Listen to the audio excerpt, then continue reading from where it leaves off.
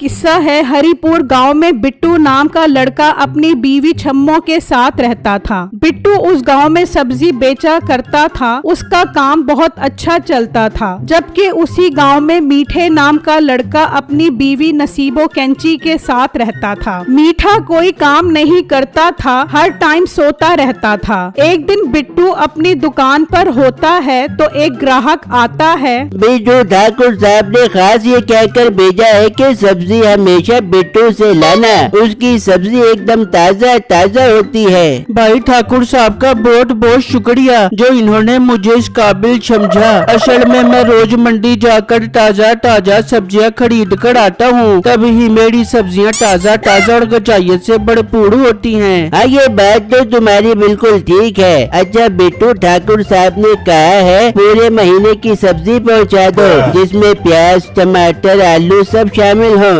ठीक है भाई, आप बेफिक्र होकर जाओ, मैं शाम में ही ये सारी सब्जियां लेकर ठाकुर साहब की खिदमत में हाजिर हो जाऊंगा। ठीक है बिट्टू, मैं अब चलता हूँ, मैंने आगे और सामान भी लेना है। ये कहकर वो वहाँ से चला जाता है। जबकि दूसरी तरफ मीठा सो रहा होता है तो नसीबो वहाँ पर आती है।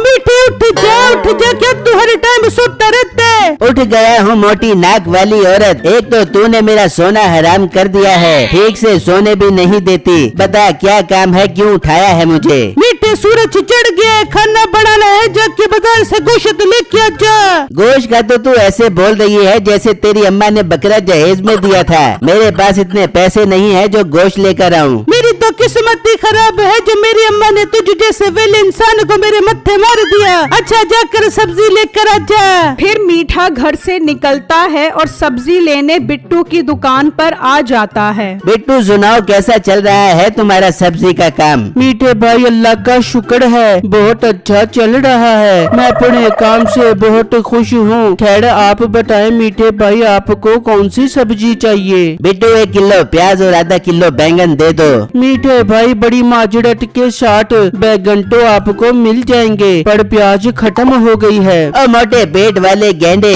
सामने प्याज पड़ी है, क्या तू अंधा हो गया है जो प्याज नजर नहीं आ रही? मीठे भाई जरा तमीज से बात करें, ये प्याज बिक चुकी है। ठाकुर साहब ने पहले ही प्याज का बोल दिया था, ये प्याज उनको देनी है। हाँ, बैंगन चाहिए तो वो बताए, वो मैं दे देता हूँ। मोटे अपने बैंगन अपने पास रख, मुझे तुझसे कुछ नहीं लेना। मीठा गुस्से में वहाँ से चला जाता है और घर आ जाता है। मीठे, ये क्या तू खाली हाथ क्यों आके, और सब्जी कहाँ पर है? फिर मीठा नसीबो कैंची को सारी बात बताता है कि बिट्टू ने प्याज क्यों नहीं दी। ये मोटा बिट्टू तो बहुत बदतमीज है। मीठे से कोई अच्छा सबक सिखा के ये याद रख बेबे, इसने हमें प्याज न दे के अच्छा नहीं किया। मीठे ले इसे घुटनों पर, ताकि इसे पता चले कि हमसे पंगा लेना अच्छा नहीं है। पर बेगम, इसे कैसे सबक सिखाया जाए, मुझे तो कुछ समझ नहीं आ रही, तू ही मशवरा दे। मीठे, लगा ले उसके सामने सब्जी की रेडी, वो जिस रेट पर भी सब्जी बेचे तू उससे कम दाम में सब्जी बेचकर उसके ग्राहक खराब कर दे। वाह बेगम, ये तो तूने बहुत अच्छा मशवरा दिया है। मैं कल ही ये काम शुरू करके उसके ग्राहक खराब करता हूँ। फिर शाम हो जाती है और बिट्टू सब्जी लेकर ठाकुर साहब के पास आ जाता है। ठाकुर साहब, मुझसे सब्जी खरीदने के लिए आपका बहुत बहुत शुक्रिया। बेटो, इसमें शुक्रिया अदा करने वाली कौन सी बात है? तुम्हारी सब्जियाँ ताज़ा होने के साथ साथ मुनासिब दामों में भी होती हैं, इसीलिए मैंने मुंशी को तुम्हारे पास ही जाने का बोला था। जी ठाकुर साहब, मैं सब सब्जियों वालों से अपनी सब्जी का दाम कम रखता हूँ, ताकि सब मुझसे ही सब्जियाँ खरीदने आए। इस तरह शाम तक मेरी सब्जियाँ बिक जाती हैं और फिर मैं मंडी से फ्रेश सब्जियाँ लेकर आता हूँ। वाह लड़के, तुम्हारी ये बात सुनकर मैं बहुत खुश हुआ, तुम तो बहुत समझदार हो। अच्छा ये बताओ, मेरा मुंशी जो सब्जियाँ बोल कर आया था वो ले आए हो? जी ठाकुर साहब, मैं वो सब सब्जियाँ ले आया हूँ। लड़के, कितने पैसे हुए तुम्हारी सब्जियों के? फिर बिट्टू ठाकुर को पैसे बताता है। ठाकुर पैसे देता है और बिट्टू वहाँ से चला जाता है और घर आ जाता है। बिट्टू जी, खैर तो थी, आज आपने ज्यादा टाइम लगा दिया घर आने में। बेगम, ठाकुर साहब ने सब्जियाँ मंगाई थी, उनको देने चला गया था, इसलिए आज देर हो गई। बिट्टू, फिर तो आप काफी थक गए होंगे, आप थोड़ा आराम कर ले, फिर साथ में खाना खाएंगे। फिर अगला दिन होता है तो मीठा भी अपनी सब्जी की रेड़ी बिट्टू की दुकान के सामने लगा लेता है। 2 ग्राहक बिट्टू के पास आते हैं। बिट्टू, आलू का आज का रेट क्या है? कितने रुपए किलो दे रहे हो? भाई सिर्फ और सिर्फ 40 रुपए किलो है आलू। मीठा बिट्टू का ये रेट सुनकर बोल पड़ता है, ले जाओ मोटे मोटे आलू, वो भी 20 रुपए किलो में ले जाओ। मेरी सब्जी सबसे अच्छी और सबसे सस्ती, आ जाओ, आकर ले जाओ। मीठे का ये रेट सुनकर बिट्टू हैरान हो जाता है और वो ग्राहक भी मीठे के पास आ जाते हैं। वाह भाई, आपके रेट तो बिट्टू से काफी कम है। हाँ भाई, मैं सब्जी में बहुत कम मजदूरी रखता हूँ, वो मोटा तो एक नंबर का बेईमान है। हाँ भाई, आप सही कह रहे हो। अच्छा, आपके दाम इतने कम है तो इसका फायदा उठाना चाहिए। 3 किलो आलू दे दो। फिर वो ग्राहक आलू लेकर चले जाते हैं। इस तरह जो भी ग्राहक बिट्टू के पास आता है, मीठा कम रेट की आवाज लगाकर उन्हें अपने पास बुला लेता है। इस तरह शाम हो जाती है। मीठे की सारी सब्जियां बिक जाती हैं, पर बिट्टू की कोई सब्जी नहीं बिकती। ये मीठा भाई अच्छा नहीं कर रहा, ये इतने कम दाम में सब्जियां बेचकर मेरे ग्राहक खराब कर रहा है। बिट्टू उदास परेशान घर आ जाता है। बिट्टू, आप परेशान लग रहे हो, सब ठीक तो है ना?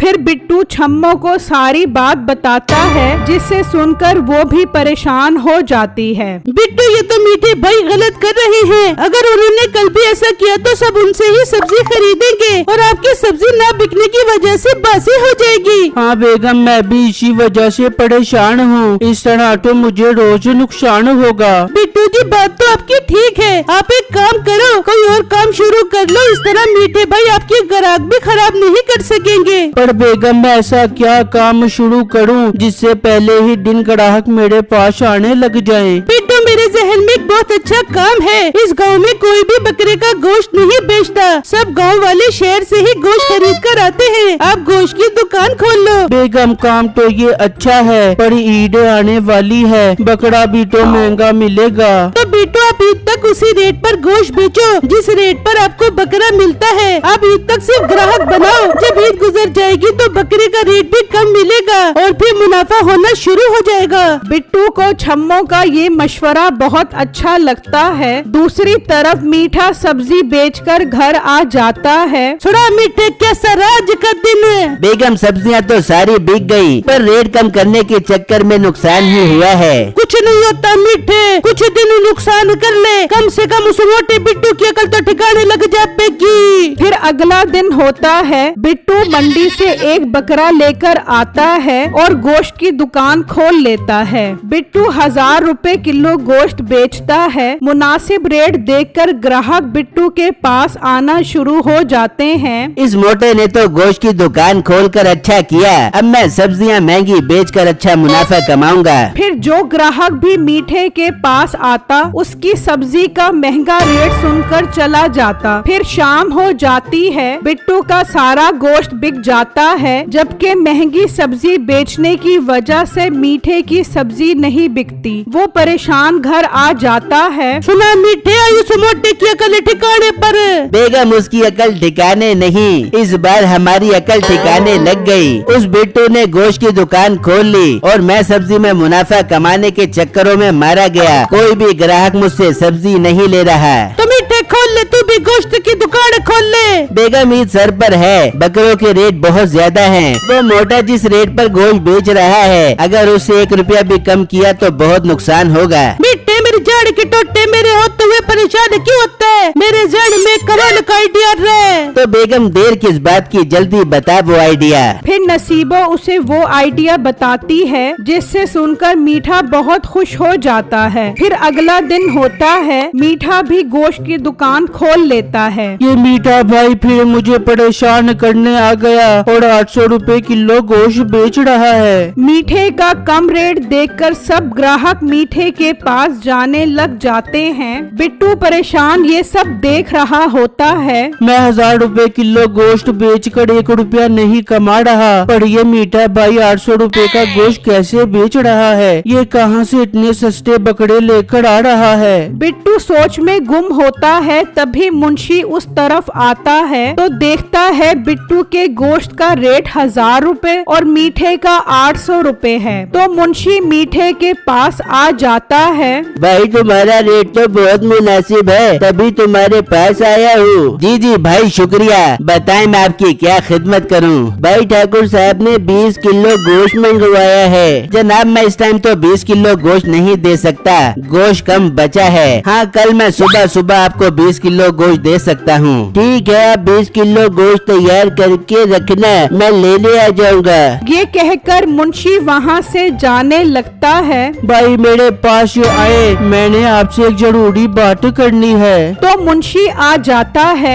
भाई आज आपने मुझसे गोश्त नहीं लिया। बेटो ठाकुर साहब ने मुझे बोला था जहाँ से कम रेट मिले वहाँ से गोश्त लाना। भाई वो तो आपकी बात ठीक है, मैं 1000 रुपए किलो गोश्त बेचकर 1 रुपया नहीं कमा रहा, तो ये मीठा 800 रुपए का गोश्त बेचकर कैसे पैसे कमा रहा है? भाई जरूर मुझे कुछ दाल में काला लग रहा है। बेटू तुम्हारी ये बात सुनकर मुझे भी थोड़ा थोड़ा शक हो रहा है। वैसे मीठे ने 20 किलो गोश्त कल देना है। एक काम करते हैं, उस पर नजर रखते हैं कि ये बकरा कहाँ से लाता है। मीठा गोश्त बेचकर घर की तरफ निकल पड़ता है। बिट्टू और मुंशी भी उसके पीछे जाते हैं। मीठा घर पहुंच जाता है। वाह मीठे, आज तो तू बहुत जल्दी सारा गोश्त बेच के आ गया। बस बेगम गोश्त का रेट ही मोटे बिट्टू से कम रखा है, इसलिए सारे ग्राहक ही मेरे पास आते हैं। पर बेगम एक मसला है, सुबह ठाकुर को 20 किलो गोश्त देना है, टाइम कम है। अब हम दूसरे गांव जाकर बकरा चोरी करेंगे तो उसमें काफी टाइम लग जाएगा।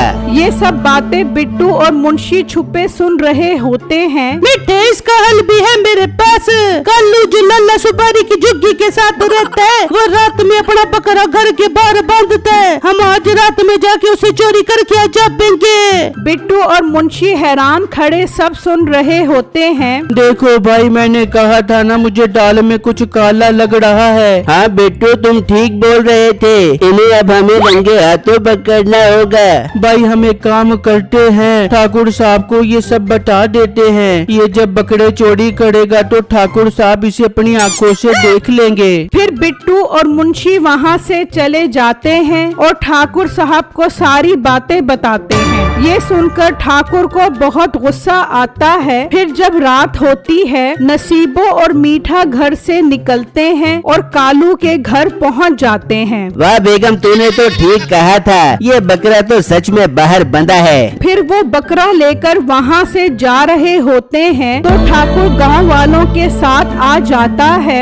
अच्छा तो मीठे तू गांव में लोगों के बकरे चोरी करके उनका गोश्त बेचता है? नहीं नहीं ठाकुर साहब, ये बकरा पेट में दर्द की वजह से बै बै बै कर रहा था, मैं इसे वॉक करवाने जा रहा था। ओ मनुष्य इंसानों, मुझे सब पता लग गया है, ये बकरा बै बै बै करे या न करे, अब तुम दोनों दर्द से हाय जरूर करोगे। फिर ठाकुर उन दोनों को उल्टा लटका देता है। ये दोनों अब जब तक यहाँ लटके रहेंगे, जब तक ये अपनी हरकतों से तौबा न कर ले। और हाँ बिट्टू, अब से तुम इस गांव में गोश्त बेचा करोगे, और वो भी 1200 रुपए किलो, ताकि तुम गोश्त से कुछ मुनाफा कमा सको। ये सुनकर बिट्टू बहुत खुश हो जाता है और अगले दिन से ही 1200 रुपए किलो गोश्त बेचता है। लोग भी उससे गोश्त लेना शुरू कर देते हैं।